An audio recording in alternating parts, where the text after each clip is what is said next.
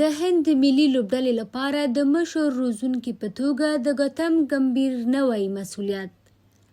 له څه مودې زړه نازړهتوب وروسته د هند کرېکټ بورډ خپل پخوانی لوبغاړی ګاتم ګمبیر د ملي لوبډلې د مشر روزونکي په توګه وګوماره. د هند کرېکټ بورډ څو میاشتې د مخه د مشر روزونکي راهول ډراویډ د ځایناستي لپاره په وړ کس پسې ګرځېده چې د ګاتم ګمبیر په ګډون یې په یو شمېر پخوانیو نړیوالو لوبغاړو او روزونکو زړه وبڅښلې وې.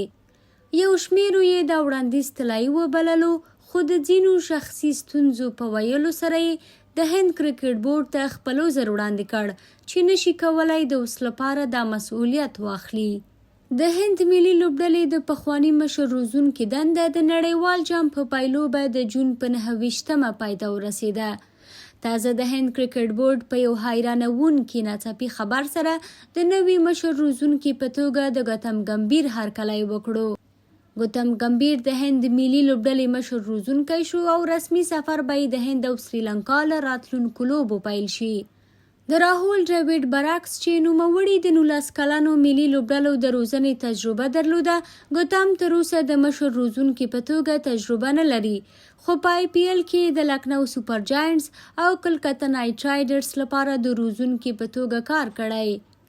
د IPL په وروستي لیګ کې چې د مې په 26 پایلوبه ترسره شوه، اتلولي د ګاتم ګمبیر تر روزنې لاندې کلکتې وګټله.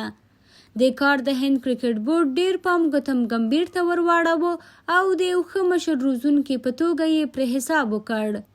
دا چې د IPL په څیر به د هند ملي لوبډلې لپاره د ښاغلي ګمبیر روزنه هم ګټوره وي که نه، په راتلونکي کې به د هندۍ لوبډلې په لاسته راوړنو کې ولیدل شي.